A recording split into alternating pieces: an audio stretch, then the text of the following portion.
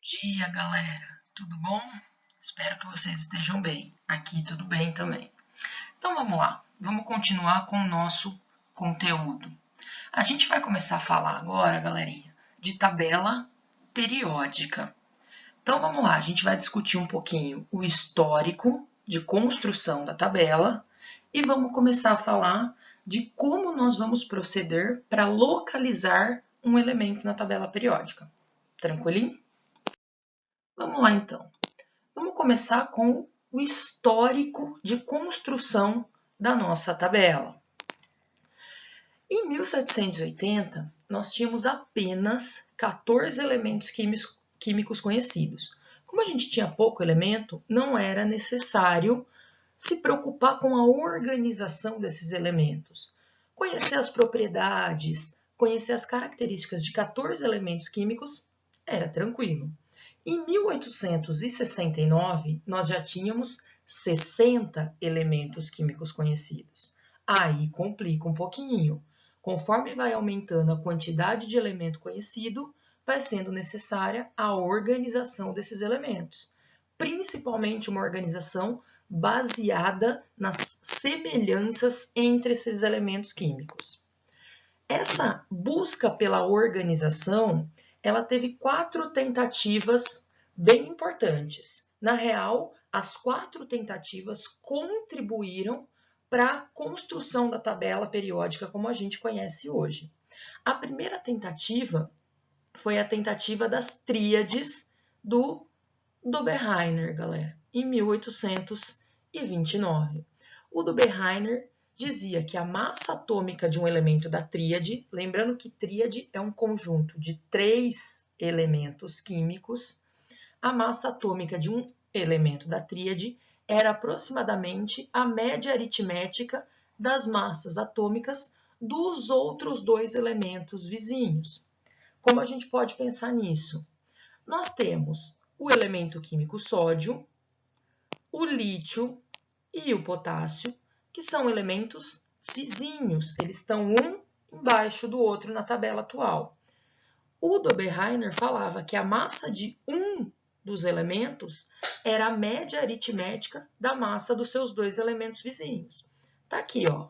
Se a gente quiser saber a massa do sódio, é só eu pegar a massa do lítio mais a massa do potássio, fazer a somatória e dividir por 2, cálculo da média, e nós temos a massa do sódio, que é 22,95, que a gente costuma aproximar para 3. Então, essa ideia do Dobereiner de que a média aritmética da massa dos 2 elementos vizinhos era igual à massa do elemento em questão, rola total. Essa foi a primeira ideia de agrupar elementos com características semelhantes. A segunda ideia foi o parafuso telúrico do Champ-Courtois, em 1863. O Champ-Courtois falava que os elementos semelhantes apareciam em uma mesma face de um cilindro. Então, aqui a gente tem um esqueminha representando o parafuso telúrico do Champ-Courtois. Ele organizou os elementos seguindo ali o desenho do parafuso, ó, seguindo o nosso desenho do parafuso, em ordem crescente de massa atômica. E ele observou que numa mesma face do nosso cilindro, eu tinha uns elementos com características semelhantes. Então, aqui, ó, berílio, magnésio, cálcio, lítio, sódio, potássio. Então, essa ideia do Champ-Courtois já começou a mostrar para a gente a formação da nossa tabela atual. A terceira tentativa foi a tentativa das leis das oitavas do Newlands, em 1864.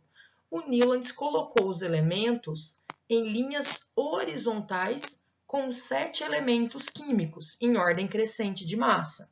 E ele observou que as propriedades dos elementos eram semelhantes às propriedades, à sequência das notas musicais.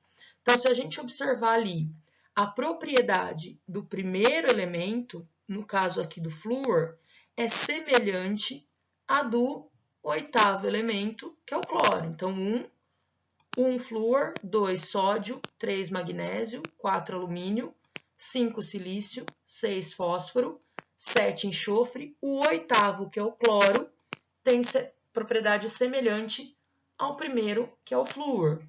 O nono, que é o potássio, tem propriedade semelhante ao primeiro, que é o sódio. Essas 3 ideias, galera, contribuíram para a construção da tabela periódica atual.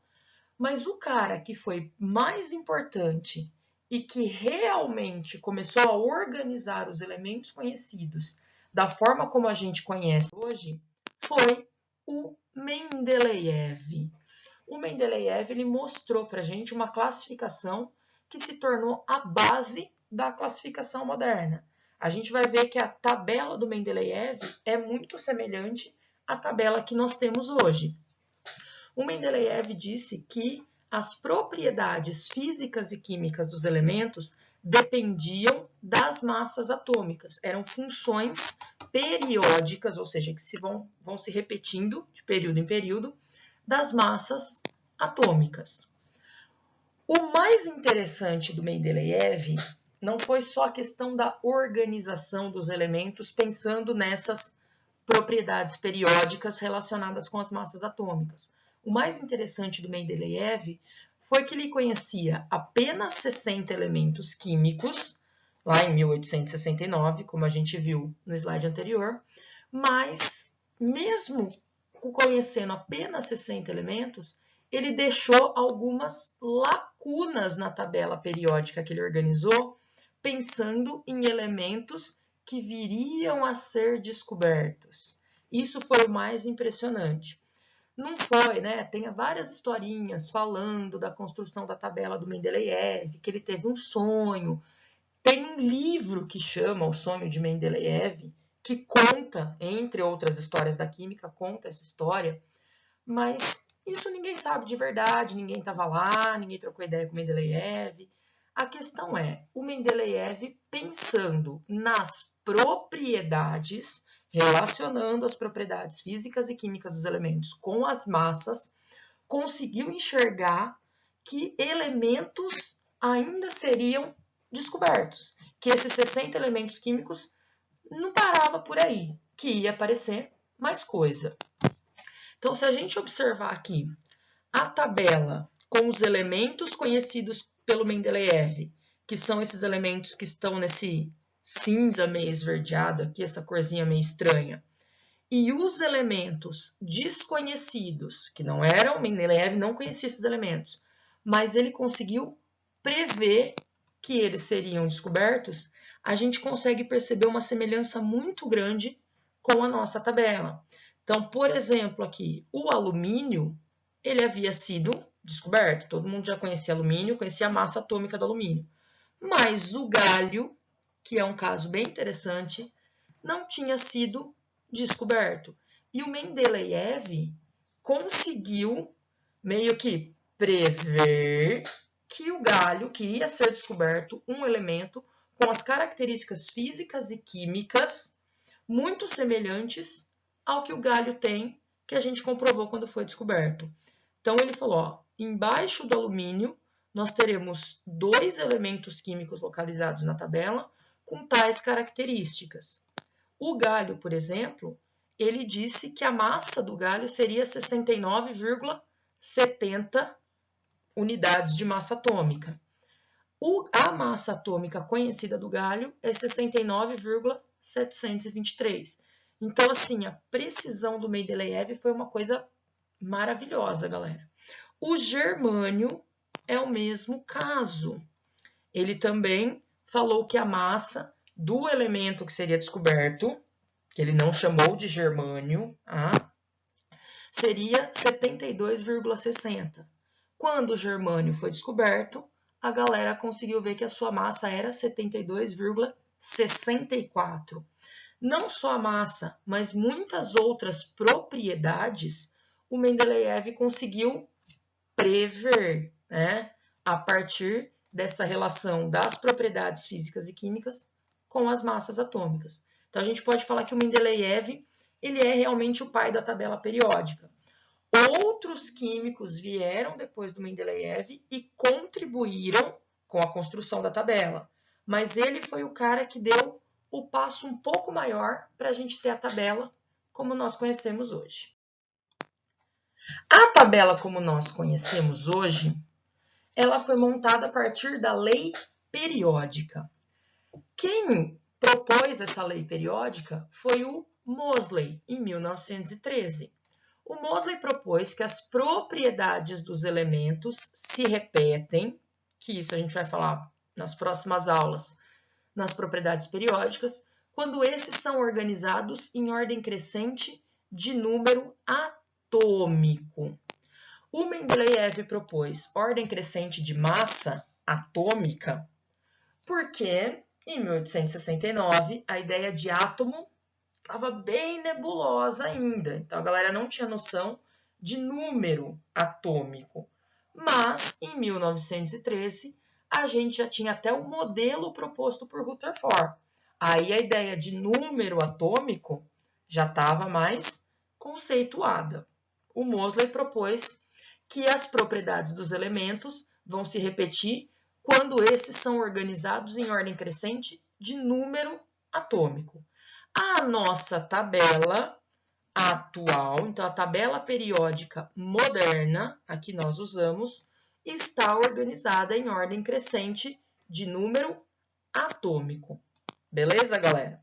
Então, tá aqui a nossa tabelinha. Tá?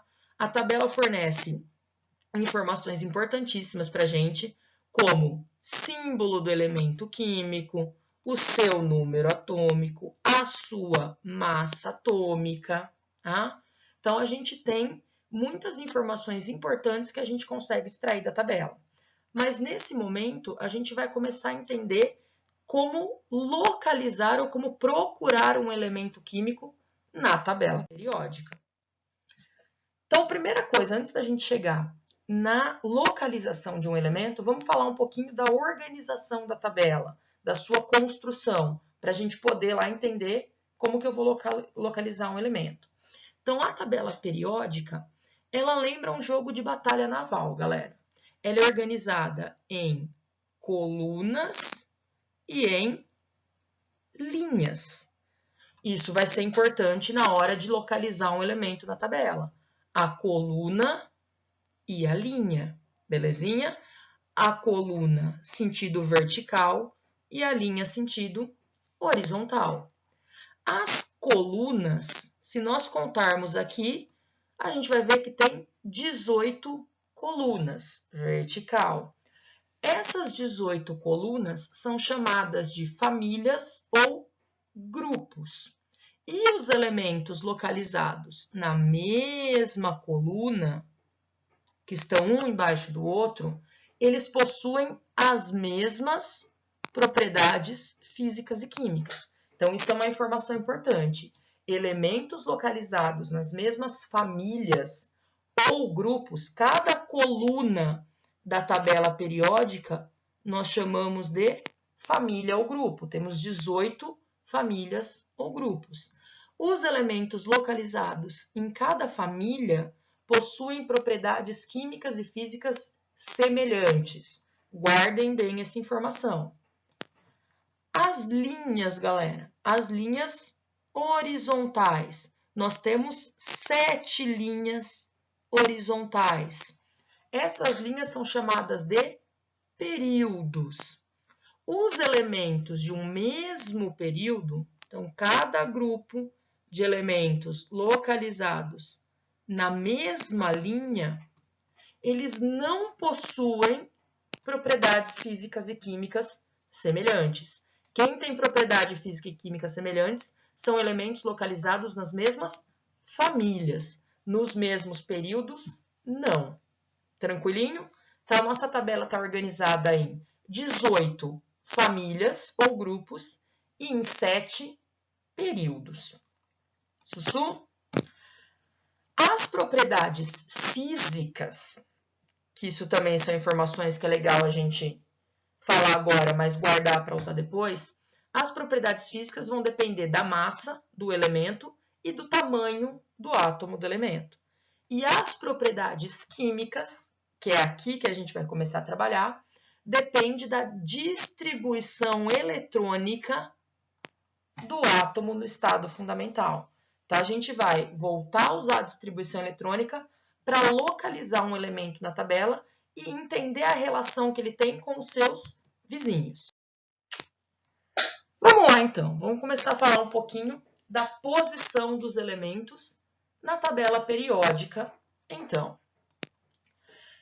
Como já falei ali no slide anterior, a posição, a localização de um elemento na tabela está diretamente ligada com a distribuição eletrônica. Isso significa que a gente vai precisar fazer a distribuição eletrônica e interpretar os dados dessa distribuição. Então, tem que lembrar lá, 1s2, 2s2, 2p6, 3s2, tem.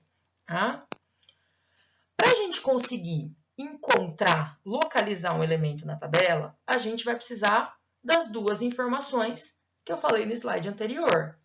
A coluna, né, a família ou grupo que o elemento se encontra, e o período, a linha que o elemento se encontra. Para eu localizar um elemento, galera, eu preciso saber a sua posição vertical e a sua posição horizontal. Igual jogar batalha naval, para quem já jogou batalha naval na vida, né? Eu preciso saber a coluna e a linha. É igual coordenada geográfica. Eu preciso de duas informações para encontrar um ponto. É isso que a gente vai fazer. A primeira informação que a gente vai encontrar a partir da distribuição eletrônica é o período, é a linha em que o elemento químico está localizado. Como que a gente consegue descobrir o período dentre os 7 que tem na tabela periódica que o elemento químico se encontra? Eu vou olhar para o número de camadas que o elemento químico tem. Vou fazer a distribuição eletrônica e vou contar quantas camadas a eletrosfera desse átomo tem. O número de camadas indica qual período o elemento químico pertence, em qual linha ele está localizado na tabela. Vamos aos exemplos. Peguei aqui o lítio. É um elemento que tem número atômico 3. A gente sempre faz a distribuição eletrônica do elemento neutro, nesse caso. Então, se ele tem 3 prótons, ele tem também 3 elétrons. Vamos distribuir os 3 elétrons. 1s2, 2s1, beleza? Então, se tiver dúvida, volte em distribuição eletrônica. Camadas, galera. Para eu achar o período que o elemento se encontra, eu preciso saber quantas camadas a eletrosfera desse átomo tem. Tenho aqui, ó, 1, 2. O 2 aqui está indicando para mim qual é a última camada do átomo. Ele tem uma, 2 camadas. A última camada é a segunda. Se ele tem 2 camadas, a relação é direta. O número de camadas indica o período que ele pertence. 2 camadas, segundo período. Então, nós temos que o lítio está na segunda linha da tabela periódica. Próximo exemplo, que é o cobalto. Número atômico 27, 27 prótons está neutro, 27 elétrons. Distribuir 27 elétrons. Quantas camadas tem a eletrosfera do cobalto, galera? Tem 1, 2, 3, 4. Ah, mas a distribuição eletrônica terminou na camada 3.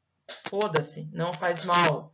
Eu tenho a camada quarta aberta já. A quarta camada aberta. Significa que o cobalto tem 4 camadas. Se ele tem 4 camadas, ele está no quarto período. Relação direta. Belezinha? Último exemplo para saber o período que um elemento químico está localizado. Vamos olhar para o fósforo. Número atômico 15. 15 elétrons também, porque ele está neutro. Distribuímos os 15 elétrons, galera. Quantas camadas? Tem a 1, tem a 2 e tem a 3. A última camada é a terceira, então o fósforo tem 3 camadas. 3 camadas, consequentemente, terceiro período. Tranquilo?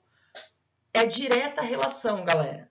A quantidade de camadas que tem a eletrosfera do átomo é o período que ele está localizado. Sussu? Vamos falar então agora das colunas, das famílias ou grupos. Eu sei o período, eu preciso saber a família. Para falar da família, a gente vai dividir as colunas da tabela em 3 grupos. As colunas dos elementos representativos, as colunas dos elementos de transição e depois a coluna dos elementos de transição interna. Sempre olhando para a distribuição eletrônica do nosso elemento químico. Então, os elementos representativos, o primeiro grupo de famílias que a gente vai falar, são os elementos cuja distribuição eletrônica termina no subnível S ou no subnível P. Fiz a distribuição eletrônica do elemento químico. Terminou. O último subnível que eu escrevi é o S ou é o P, a gente chama aquele elemento de elemento representativo. Nós costumamos dividir as colunas da tabela, as famílias da tabela periódica, em família A e família B. Os elementos representativos são chamados também de família A. Belezinha? Vamos dar uma olhada aqui na tabela quem são esses elementos representativos. Primeira e segunda colunas da tabela e depois as últimas 6 colunas da tabela. Se a gente olhar nos números que estão em cima das colunas, é a coluna 1 e 2 e depois da 13 a 18. O meio da tabela periódica, galera, não é elemento representativo. Os elementos que estão localizados no meio, a gente vai ver daqui a pouco que serão os elementos de transição. Então, representativo, as 2 primeiras e as 6 últimas colunas da tabela. Se eu fizer a distribuição eletrônica desses elementos, eu vou observar que a terminação, o subnível que eu vou terminar vai ser o S ou o P. Os elementos representativos, além de eu saber onde eles estão localizados na tabela, eu preciso saber o nome das famílias. Cada coluna, cada família tem um nome. E é importante a gente saber esses nomes. Então, a primeira família, ou o primeiro grupo, a primeira coluna, coluna 1, ou 1A, é a coluna dos metais alcalinos. Todo mundo que está localizado aqui na primeira coluna, lítio menos hidrogênio, tá? Quando a gente for falar de metal, não metal, semimetal, aí eu vou falar para vocês porque o hidrogênio não é um metal alcalino. Mas aqui, ó, lítio, sódio, potássio, rubídio, césio, frâncio, são todos metais alcalinos. Família 2A, coluna 2 ou 2A, metais alcalinos terrosos. Depois eu pulo o meio da tabela e vou lá para a coluna 13, família 13 ou 3A. São 2 nomenclaturas para a mesma família, galera. Se eu for usar a nomenclatura A, eu vou 1, 2, 3, 4, 5, 6, 7, 8. Se eu for usar a nomenclatura só com os números, é 1, 2, 13, 14, 15, 16, 17, 18. Beleza? Então, a família 13 ou 3A, família do boro. Boro é o primeiro elemento químico da família. Família 14 ou 4A, família do carbono. Carbono é o primeiro elemento químico da família. Família 15 ou 5A, família do nitrogênio. Primeiro elemento químico da família. 16 ou 6A, calcogênios. Aqui já mudou um pouquinho o nome. A família que tem o oxigênio como primeiro elemento é a família dos calcogênios. A família 17 ou 7A são os halogênios.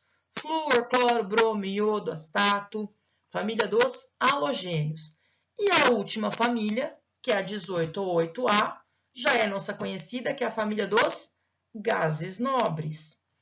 Galera, precisa saber o nome de todas as famílias dos elementos representativos?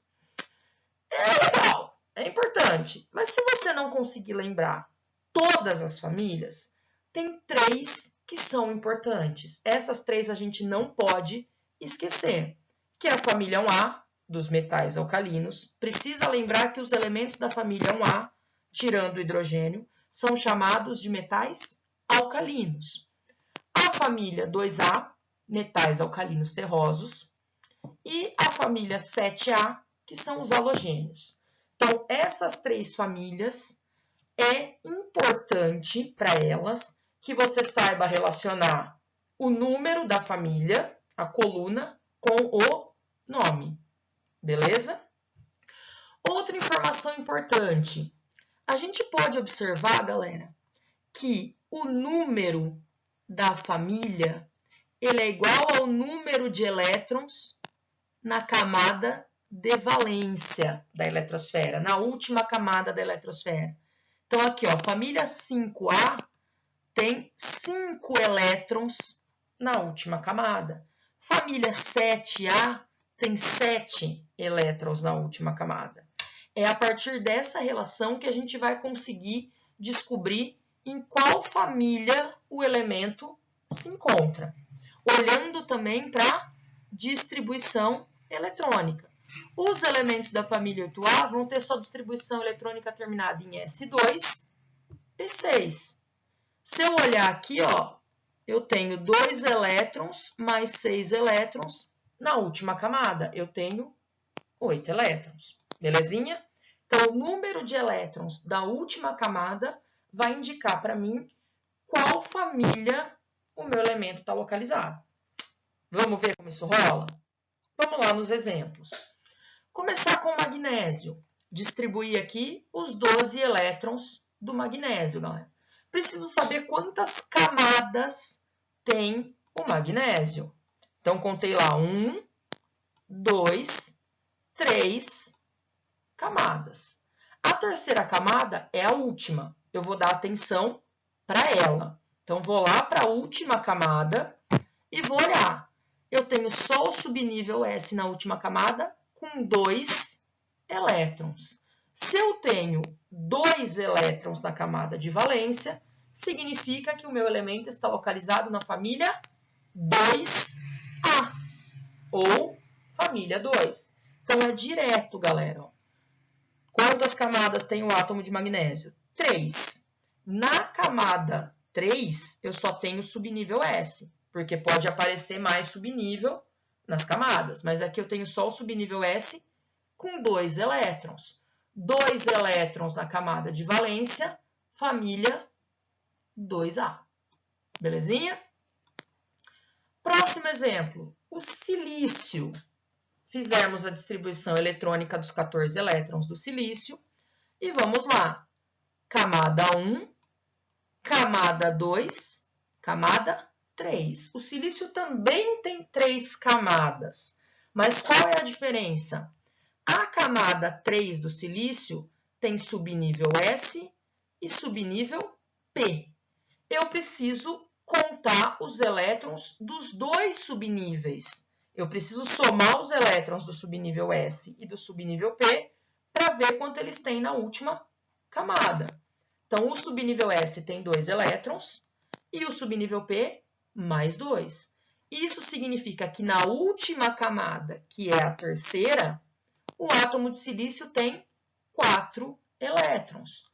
4 elétrons na última camada, família 4A. Beleza? Cuidado, ó. O magnésio só tinha o subnível S na terceira camada. Por isso, só 2 elétrons na camada de valência. O silício tem o subnível S e o subnível P. Eu tenho que somar os elétrons de todos os subníveis da última camada. Só cuidado com isso. O cálcio, terceiro exemplo. 20 elétrons, distribuição dos 20 elétrons. Qual é a última camada do átomo de cálcio? É a camada 4. A camada 4 também só tem o subnível S com 2 elétrons. Por isso, o átomo de cálcio só tem 2 elétrons na última camada. Ele também está localizado na família 2A, da mesma maneira que o magnésio. Belezinha? O cloro, galera, 17 elétrons. Distribuir os 17 elétrons, a última camada do cloro, camada 1, camada 2, camada 3 de novo. A camada 3 do cloro tem subnível S e subnível P. O S com 2 elétrons e o P com 5. Preciso somar os dois. Somando os dois, eu tenho na última camada 7 elétrons. Consequentemente, família 7A ou 17. Beleza? Então, para elementos representativos, eu sempre vou olhar o número de elétrons da última camada. O número de elétrons da última camada vai ser o número da família que o elemento químico está localizado. Tranquilo? Vamos falar dos elementos de transição. Os elementos de transição, aqueles do meinho da tabela, galera. Aqui, ó, tá bem no meinho da tabela periódica. Eles são os elementos cuja distribuição eletrônica vai terminar no subnível D. Fez a distribuição eletrônica, terminou no subnível D, o último subnível que você escreve é o D, você classifica aquele elemento como um elemento de transição. Os elementos representativos, a gente pode chamar de elementos da família A.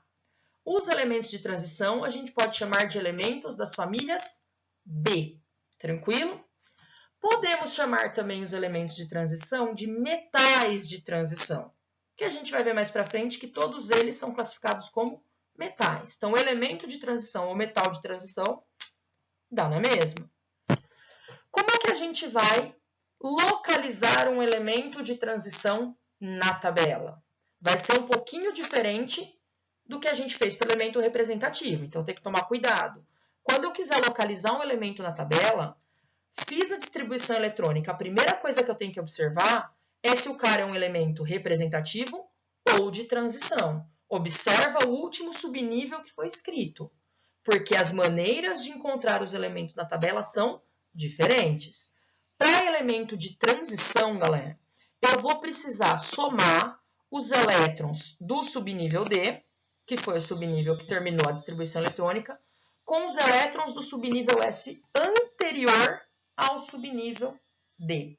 Então, a gente vai somar também, só que agora eu não vou pensar em última camada como eu fiz para os representativos.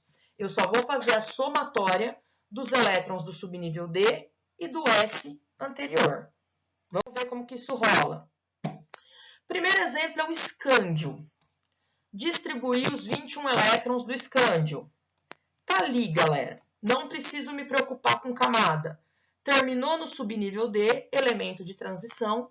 Eu vou somar os elétrons do subnível D com os elétrons do subnível S, que está antes dele. Sempre vai ter um subnível S antes do D para um elemento de transição. Então, só soma aqui, ó, 1 mais 3, 1 mais 2, a soma dá 3. A relação é direta. Se a soma deu 3, a gente está na família 3 ou 3B. Sussu? Segundo exemplo é o cromo, com 24 elétrons. Terminou no subnível D, elemento de transição. Tem um S antes dele. Soma os elétrons do S e do D. 1 mais 5, a soma dá 6. Família 6B ou 6. Direto. Cuidado agora com esse exemplo, galera, porque tem um pequeno probleminha aí na família B. Tá? Vamos ver o cobalto. Distribuindo 20 elétrons, subnível D, subnível S. Soma os elétrons do subnível S com os elétrons do subnível D. 2 com 7, 9. Você podia, legal, família 9B ou família 9. Cuidado, galera. Quando a soma dos elétrons dá 7, 8, 9 ou 10, quando a somatória dos elétrons dá 8, 9 ou 10, a gente vai chamar todo mundo de família 8B. Se você usar a nomenclatura B, toma esse cuidado. A soma deu 8, 9 ou 10, está todo mundo localizado na família 8B. Se você não usar a nomenclatura B, estiver usando a numeração corrida da tabela, que eu acho mais fácil, você vai direto. A soma deu 9, família 9. Se a soma deu 8, família 8. Se a soma deu 10, família 10. Só cuidado se você estiver usando a nomenclatura B. 8, 9, 10, todo mundo é 8B. O mesmo acontece quando a soma dos elétrons do subnível S com o D dá 11 ou 12. Vamos ver o exemplo do cobre aqui. Distribuí 29 elétrons, vou somar os elétrons do subnível S com o D. A soma aqui deu 11. Se eu estiver usando a numeração direta, família 11, galera. Se você estiver usando a nomenclatura da família B, ele não vai ser 11B, ele vai ser 1B. Se a somatória fosse 12, ele seria família 12 ou família 2B. Então, só cuidado com a somatória dos elétrons quando eu vou do 8 ao 12. 8, 9, 10, se a soma der 8, 9, 10, família 8B. Se a soma der 11, 1B. E se a soma der 12, 2B. Sussu? Então, tranquilinho. Vamos falar agora do nosso último grupo, que são os elementos de transição interna. Os elementos de transição interna, a gente não vai precisar se preocupar com a localização deles na tabela. Não vai ser cobrado para a gente essa localização quando a gente fala de vestibular. Mas é legal saber quem eles são. Não vou precisar fazer distribuição eletrônica de elemento de transição, até porque o número atômico desses caras é muito grande, e ficar fazendo distribuição eletrônica de elemento com número atômico grande é um caralho. Então, a gente não vai precisar fazer isso, mas a gente precisa saber onde eles estão localizados. Os elementos de transição interna, a característica deles é a distribuição eletrônica terminar no subnível F. Dificilmente isso vai aparecer. De fazer uma distribuição eletrônica e ela terminar no subnível F. Mas é legal saber quem são esses caras. Os elementos de transição, galera, são essas duas últimas linhas da tabela periódica que ficam lá embaixo, isoladinhas. Na real, essas duas linhas, elas estão localizadas no 6º e no 7º período, na família 3B. Então, essas duas linhas, elas estão entre a primeira linha, série dos lantanídeos, ela está localizada logo depois do bário, e a segunda linha, que é a série dos actinídeos, está localizada logo depois do rádio. Mas a gente acabou tirando essas duas famílias do meio da tabela, primeiro, porque as suas características físicas e químicas são diferentes dos outros metais de transição. E segundo, porque fica um pouquinho mais arrumadinha a tabela. Não é só questão estética, é questão de propriedades. Começa já na distribuição eletrônica. Os elementos de transição, a distribuição eletrônica termina no subnível D. Os de transição interna, no subnível F. Então, a diferença já está aí. A gente pode chamar os elementos de transição interna de lantanídeos e actinídeos. Isso por causa do nome do primeiro elemento químico de cada uma das séries. A série dos lantanídeos tem como seu primeiro elemento químico o lantânio. E a série dos actinídeos tem como seu primeiro elemento químico os actínios. Beleza, galera? Vamos parar por aqui. Eu vou deixar para vocês, como tarefinha, 2 exercícios da apostila, dos exercícios propostos. Mas, se não rolar, não vai ter tanto problema, porque na próxima aula a gente vai juntar as informações de período e famílias, cruzar essas informações e localizar o elemento na tabela. Então, hoje, por enquanto, a gente trabalhou só a parte mais teórica. Semana que vem, a gente vai para a parte prática. Beleza? Beijinho, sejam felizes!